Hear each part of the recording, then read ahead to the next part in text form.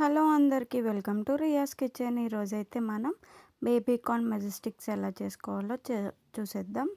ముందుగా బేబీ కార్న్ని చక్కగా కడిగేసుకుని ఇట్లా కట్ చేసి పెట్టుకోండి. ఆ తర్వాత వాటర్లో చక్కగా ఒక పొంగొచ్చేంత వరకు కుక్ చేసుకోండి. కుక్ చేసుకొని పక్కకు పెట్టుకోండి. ఈ లోపల మసాలా ప్రిపేర్ చేసుకుందాం.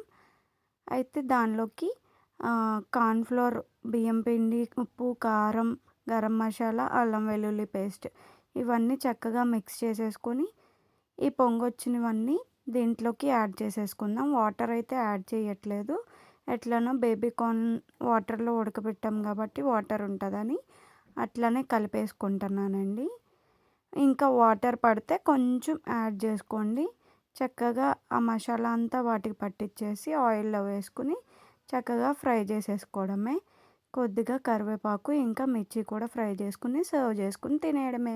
వీడియో నచ్చితే లైక్, కామెంట్, షేర్ చేసేయండి.